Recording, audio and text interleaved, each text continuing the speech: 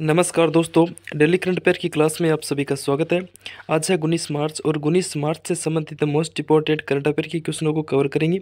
साथ में पिछली क्लास का रिवीजन करेंगे और कुछ स्टैटिक जीके के इंपॉर्टेंट क्वेश्चनों को कवर करेंगे।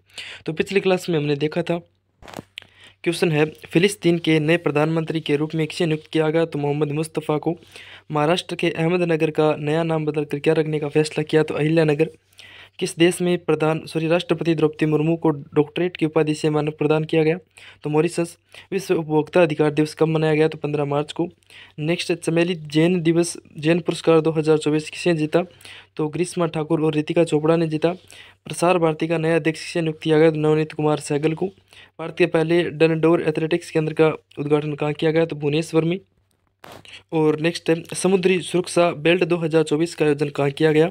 तो ओमान की खाड़ी में। और महिला प्रीमियर लीग मतलब 2024 की इस आईपीएल में वुमेन्स का खिताब किस टीम ने जीता? तो वो जीता रॉयल चैलेंजर्स बेंगलोर ने। तो इंपॉर्टेंट क्वेश्चन है, ध्यान में रखेंगे। डब्ल्यूपीएल में आपके महिला प्रीमियर लीग की इस सीज़न में 2024 में खिताब जीता है रॉयल चैलेंजर्स बेंगलोर टीम ने। अब बात करते हैं आज के इंपॉर्टेंट क्वेश्चन। आज का पहला क्वेश्चन है, हाल ही में भारत के प्रधानमंत्री ने किस राज्य में मिशन पाम ऑयल के तहत पहली ऑयल पाम प्रोसेसिंग मिल का उद्घाटन किया है? तो इस क्वेश्चन का राइट आंसर हो जाएगा अरुणाचल प्रदेश। अरुणाचल प्रदेश में उद्घाटन किया है, ये ऑप्शन आपका राइट आंसर हो जाएगा। सारे दोस्त ध्यान में रखेंगे, इंपॉर्टेंट क्वेश्चन है।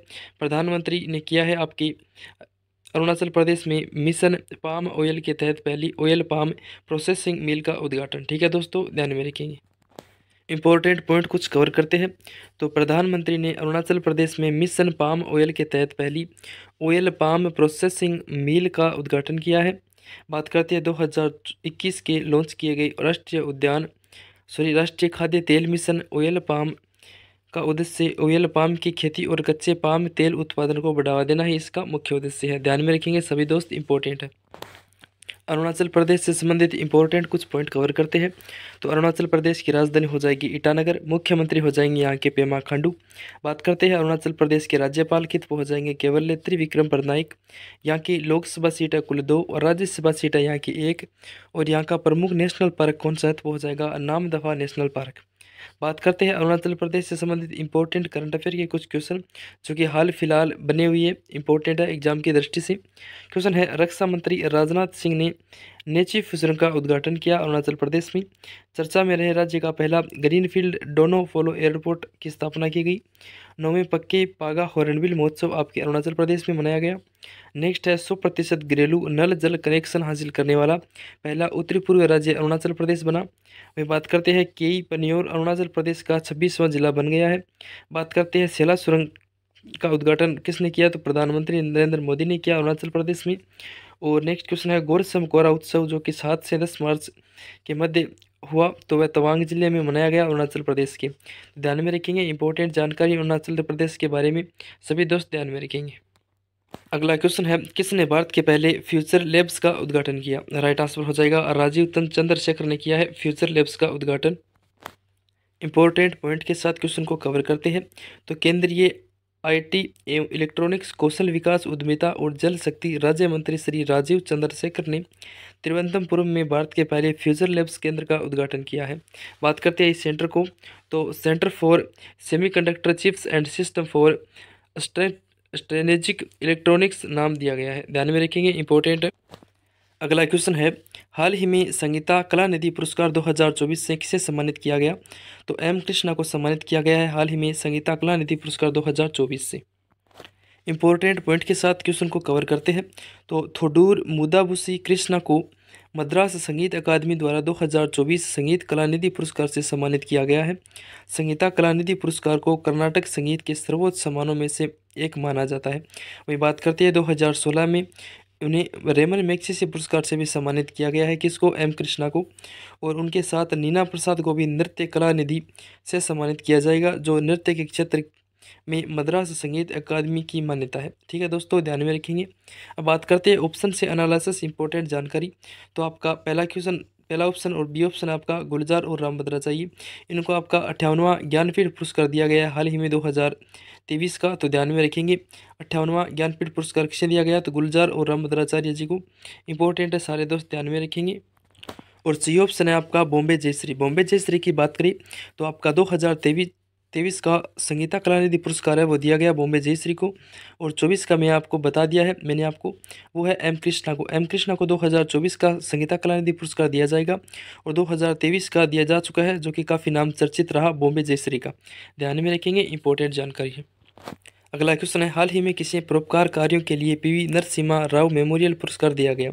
राइट आंसर हो जाएगा रतन टाटा। रतन टाटा को दिया गया है पीवी नरसिम्हा राव मेमोरियल पुरस्कार।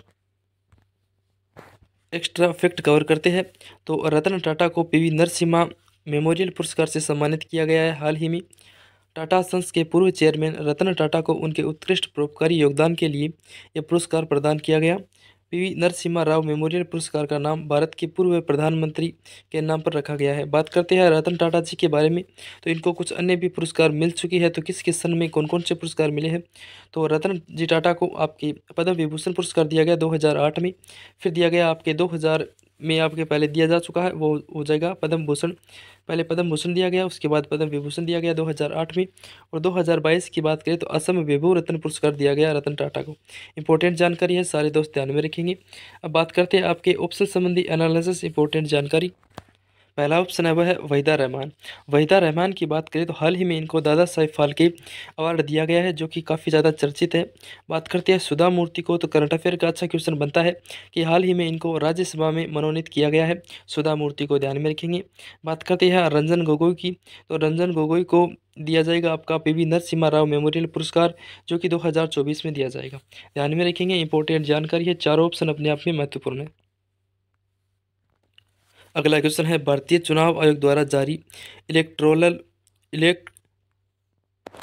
इलेक्टोरल बॉन्ड की लिस्ट में किस पार्टी को सबसे ज़्यादा फंड मिले? तो इसमें आपका राइट आंसर हो जाएगा, वो हो जाएगा बीजेपी। बीजेपी को मिले हैं आपके सबसे ज़्यादा चुनावी बॉन्ड। लिस्ट का खुलासा किया है और भारतीय चुनाव आयोग ने इसका खुलासा किया है। भारतीय जनता पार्टी ने 12 अप्रैल 2019 को और 24 जनवरी 2024 के बीच सबसे ज़्यादा 6060.5 करोड़ की चुनावी बॉन्ड बनाए। यह राशि की बात करते हैं तो यह राशि चुनावी फंड का बॉन्ड का लगभग 47.5% है, जो कि अकेले बीजेपी को मिला है। और सेकंड पेयर हो जाएगी आपकी अखिल भारतीय तृणमूल कांग्रेस, और इसके बाद मिला है भारतीय राष्ट्रीय कांग्रेस को, जो कि 11.1% है। ध्यान में रखेंगे, सुप्रीम कोर्ट द्वारा 15 मार्च तक जानकारी सार्वजनिक करने के निर्देश के बाद एसबीआई सेकंड लिस्ट चुनाव आयोग को दिया था।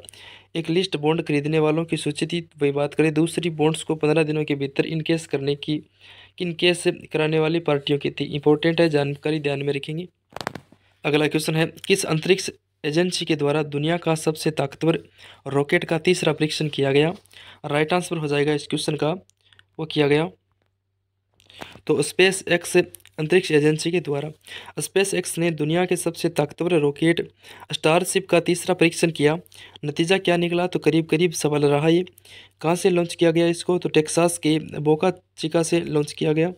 स्टारशिप स्पेस क्राफ्ट और सुपर हेवी रॉकेट को कलेक्टिवली स्टारशिप कहा जाता है। वही बात करते हैं, इस व्हीकल की ऊंचाई 397 फीट है और ये पूरी तरह से रीयूजेबल है। वही बात करते हैं, स्टारशिप सिस्टम 100 लोगों को एक साथ मंगल ग्रह पर ले जा सकेगा।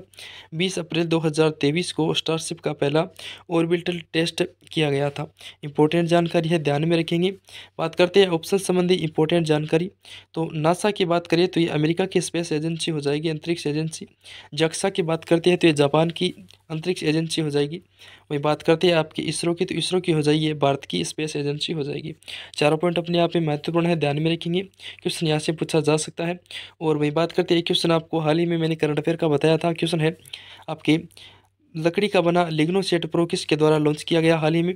तो वो आपके नासा और जाक्सा ने मिलकर इस अंतरिक्ष एजेंसी के द्वारा लॉन्च किया है, जो लकड़ी का सबसे बड़ा लिग्नोसेट प्रो लॉन्च किया गया। अगला क्वेश्चन है, हाल ही में किस कंपनी ने भारत के लिए पहला गेमिंग इनक्यूबेटर लॉन्च करने की घोषणा की है? तो वो की है क्राफ्टोन इंडिया ने। क्राफ्टोन इंडिया ने की है, ए ऑप्शन आपका राइट आंसर हो जाएगा। एक्स्ट्रा फैक्ट के साथ क्वेश्चन को कवर करेंगे। तो क्राफ्टोन इंडिया ने देश का पहला गेमिंग इनक्यूबेटर लॉन्च किया है। विश्व की प्रमुख गेम डेवलपमेंट कंपनियों में से एक क्राफ्टोन ने गेम डेवलपमेंट के लिए अपनी तरह के पहले इनक्यूबेटर की घोषणा की है, जो कॉन्सेप्ट स्टेज से विकास की अनुमति देगा। क्राफ्टोन इंडिया इनक्यूबेटर प्रोग्राम का प्रमुख है, वर्तमान में वो हो जाएंगे अनुज साहनी। ध्यान में रखेंगे, इंपॉर्टेंट जानकारी है। अगला क्वेश्चन है, हाल ही में भारत इटली सैन्य सहयोग समूह की बैठक का 12वां संस्करण कहाँ आयोजित हुआ? तो यह दिल्ली में आयोजित हुआ। बी ऑप्शन आपका राइट आंसर हो जाएगा। बात करते हैं भारत इटली सैन्य सहयोग समूह की बैठक का 12वां संस्करण आपके 12 से 13 मार्च 2024 को नई दिल्ली में आयोजित किया गया। 2 दिवसीय बैठक रक्षा सहयोग और सैन्य से सैन्य आदान प्रदान को बढ़ावा देने के लिए नई पहल पर केंद्र पर ध्यान दिया गया। तो आपके भारत और इटली सैन्य सहयोग की आपके 12वीं बैठक का 12वां संस्करण आयोजित कहाँ हुआ? तो दिल्ली में। इंपॉर्टेंट जानकारी है, ध्यान में रखेंगे। अगला क्वेश्चन है, किस कंपनी ने भारत की सबसे बड़ी सौर बैटरी ऊर्जा भंडारण प्रणाली को सफलतापूर्वक लॉन्च किया है? तो राइट आंसर हो जाएगा टाटा पावर ने। टाटा पावर ने लॉन्च किया है। Tata power solar system limited ने छत्तीसगढ़ में भारत की सबसे बड़ी और सौर बैटरी ऊर्जा भंडारण प्रणाली परियोजना को सफलतापूर्वक लॉन्च किया है। इस परियोजना में 100 मेगावाट और फोटोवोल्टिक परियोजना और 120 मेगावाट बैटरी ऊर्जा भंडारण प्रणाली शामिल है। ध्यान में रखेंगे, इंपॉर्टेंट जानकारी है। अगला क्वेश्चन है, हाल ही में पोखरा को किस देश की पर्यटन राजधानी घोषित किया गया? वो हो जाएगा नेपाल। नेपाल ने आपके पोखरा को पर्यटन राजधानी घोषित किया है। पर्यटन राजधानी के रूप में पोखरा को अंतर्राष्ट्रीय मंच पर एक पहचानने योग्य ब्रांड के रूप में स्थापित करने में मदद मिलेगी। तो ध्यान में रखेंगे, इंपॉर्टेंट जानकारी।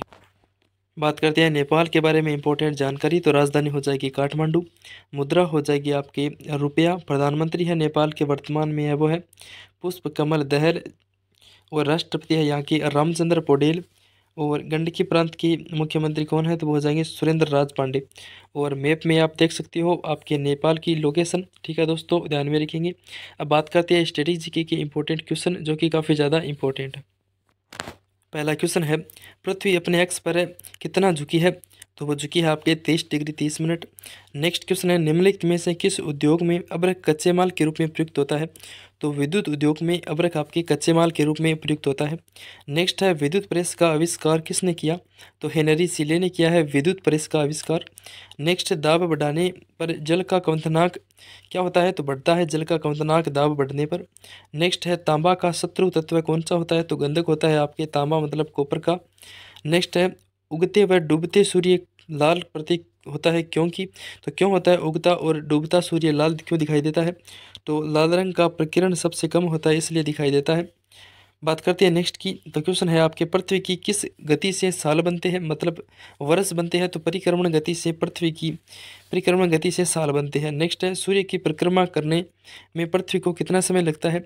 तो 365 दिन 5 घंटे 48 मिनट 46 सेकंड, यानी कि 365 दिन और 6 घंटे लगते हैं लगभग सूर्य की परिक्रमा करने में पृथ्वी को समय। नेक्स्ट है, पृथ्वी को सूर्य की एक परिक्रमा करने में लगे वक्त को क्या कहते हैं? तो उसे सौर वर्ष कहा जाता है। अगला क्वेश्चन है, प्रत्येक सौर वर्ष या कैलेंडर वर्ष में कितना समय बढ़ जाता है? तो प्रत्येक सौर वर्ष या कैलेंडर वर्ष में 6 घंटे समय बढ़ जाता है।